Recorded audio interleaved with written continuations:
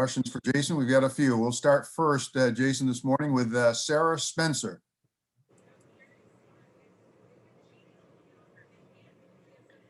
Hey, Jayson, how are you? How you doing? Good. Usually, obviously, All-Star is such a kind of big, long weekend event packed with fans, fanfare, that kind of thing. What are your thoughts on this year's game being kind of tamped down a little bit, playing in front of, I guess, about 1,500 people tonight, and just the different actions y'all are under?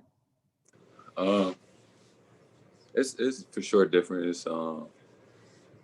But I think it's, they're just trying to be as safe as they possibly can while still,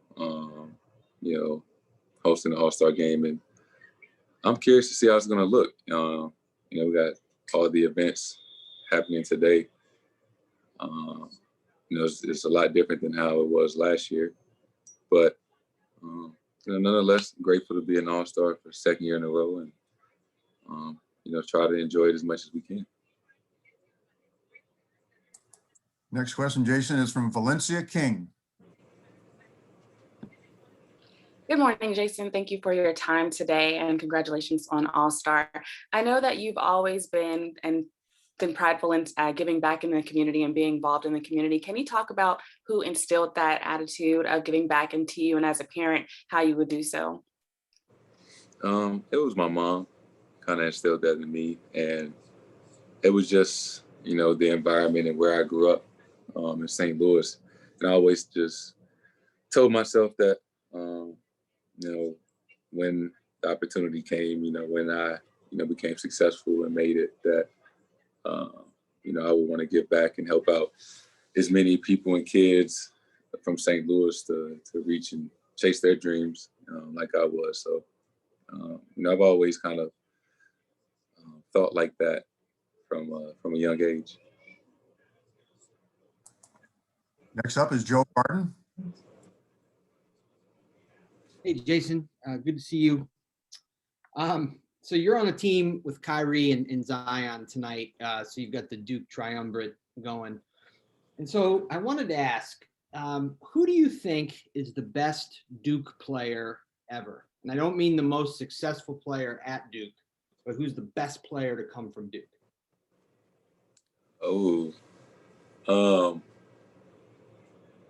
I think right now it might have to be Grant Hill. Like if basketball was somehow to just stop today. Obviously Kyrie is up there, with gold medals and how many All-Star appearances he has, and obviously he has a championship. But I just think right now, obviously, Kyrie could pass that. Obviously, I'm chasing that. But I think right now, Grant Hill would have to be the best Duke player right now. Chris Ryan. Hey, Jayson, congrats on the All-Star game. Wanted to ask you a little bit about what you and Jaylen were talking about the other night with the competitiveness that you guys have playing, one-on-one a lot after practice. In what ways do you think that you have made Jaylen better? And in what ways do you think that he has made you better, both on and off the court? Just two, especially when I came in, just two young guys trying to prove themselves. Obviously, he had been here a year before me. We had the same, when I first got here, first 2 years, we had the same shooting coach, Shrewsbury. So we always kind of shot together. And we just always in the gym, always working, always trying to get better, and just trying to push each other. And a lot of one-on-one games, a lot of shooting drills, and it just came kind of natural.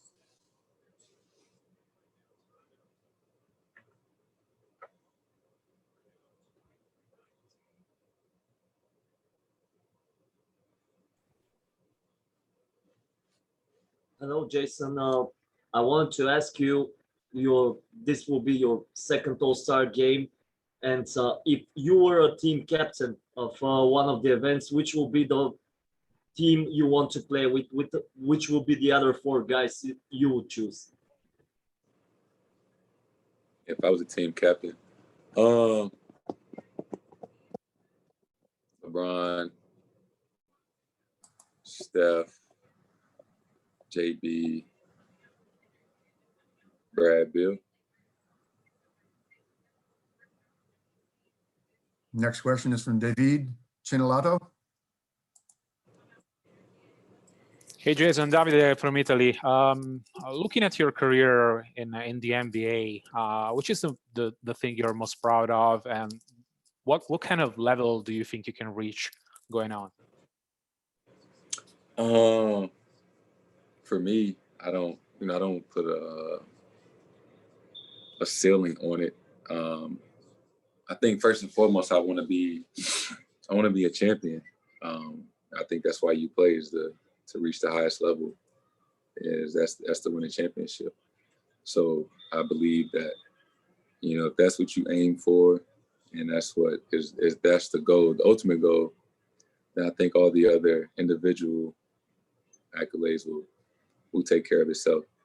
So, first and foremost, just championship is the main number one priority, and everything else will take care of itself.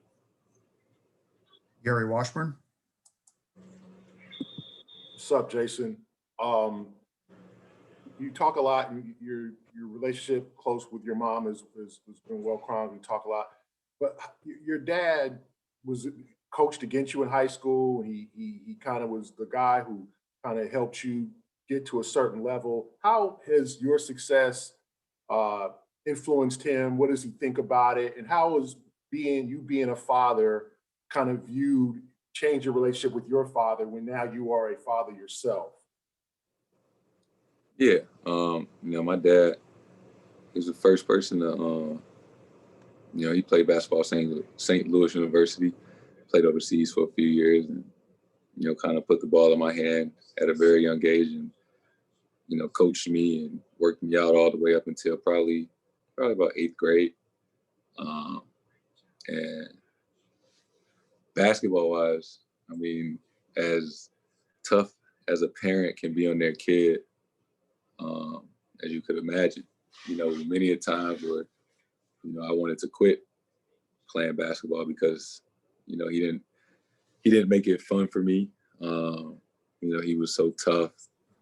And, as I got older, I realized that, he just saw the potential in me, even at a young age. And he just felt like, being that tough would push me. And it did.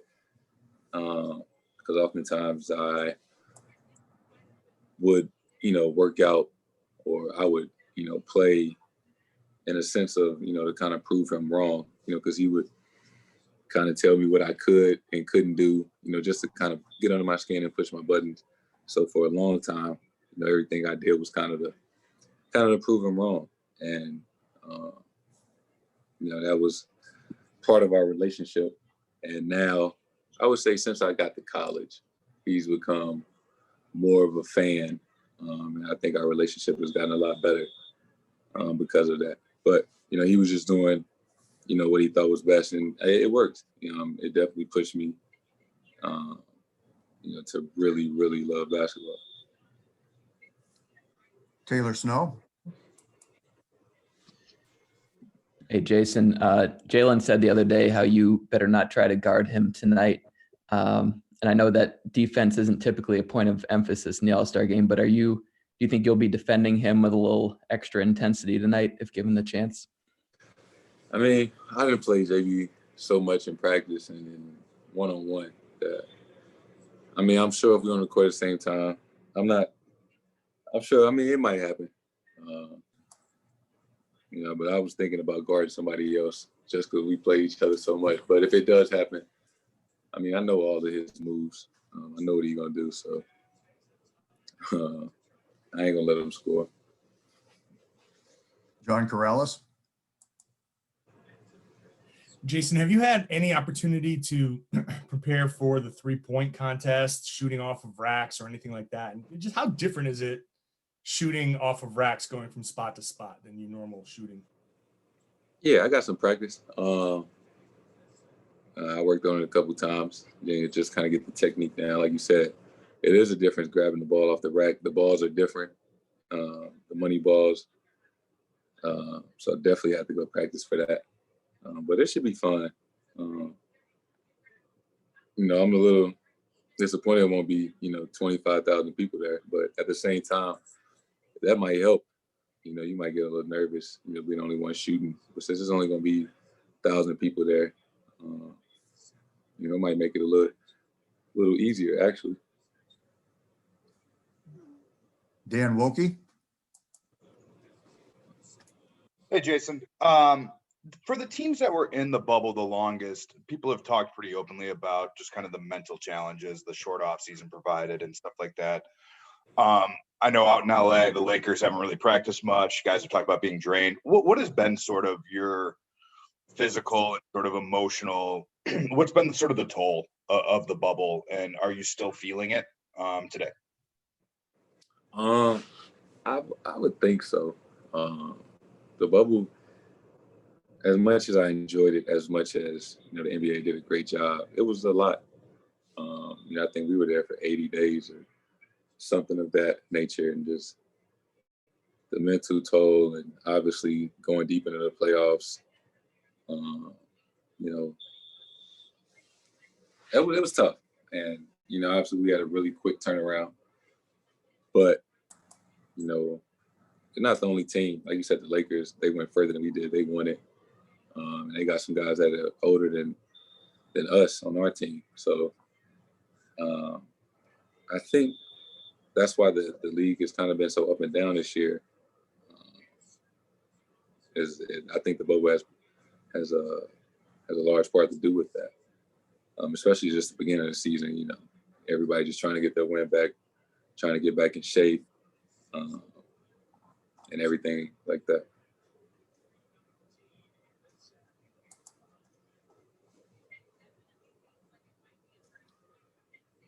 Dan Roach. Hi, Jayson. Just a thought on what it means to you to represent the Boston Celtics, and obviously playing in your second game. How much more do you think you'll enjoy it? Because a lot of times athletes will say their heads are on a swivel that first game, kind of like trying to get a sense of what it's all about and kind of stargazing and everything else. How much are you just going to try to, with all that you've been through personally and as a team, enjoy the experience of tonight? Yeah, I remember last year when I woke up that morning, I was nervous because it was all surreal to me. It was new, and you still get excited. Like, I'm still excited about today, but I know what to expect a little bit more. I won't be nearly as nervous. I'll be a lot more relaxed. I only had 6 points last time, so I think I'm just trying to score more each year. So hopefully I can get more than 6 points today. Last couple of questions. Jason Smalls. What's going on, Jayson? Congrats on All-Star. This All-Star game is in dedication to HBCUs, and I am a student HBCU journalist from Bennett College.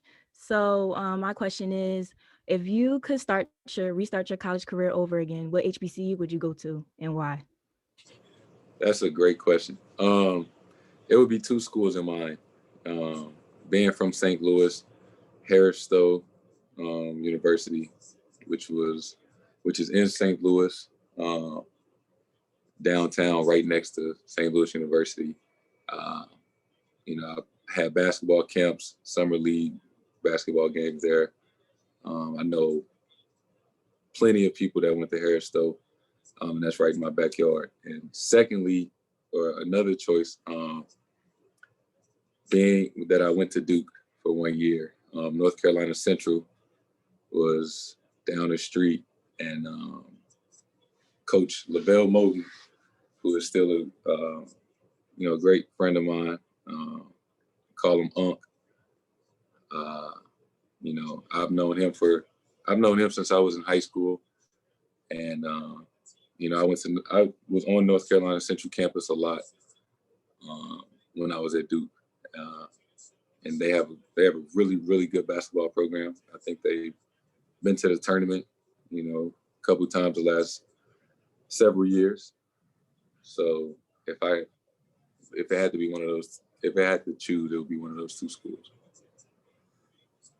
Final question for you, Jason, is from Tom Westerholm. Hey, Jason, I know we've asked you about this a bunch, but just as someone who's experienced COVID and kind of the after effects of it, just curious, like how confident you feel about tonight's game, especially in light of the news about Embiid and Simmons not being able to play. Yeah, I did see that, and I think that's just kind of where we're at. As much as precaution the NBA takes and as many rules and safety protocols that are in place, we do know that some things you just can't control, and they try to keep us as safe as possible. And I think for the most part they do a great job, but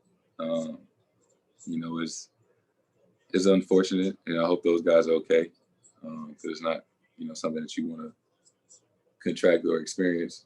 I know how it affects you and how it can make you feel, but I think that's just kind of what we've known coming into the season, that guys were going to test positive, games were going to be postponed, and I think that's just part of it. You can't fully protect or stop it from happening. You can just do your best, try to stay as safe as possible. I think the NBA for the most part has done a good job this season. Jason, thank you very much for your time. Good luck tonight. Stay safe. Congratulations. Thank you.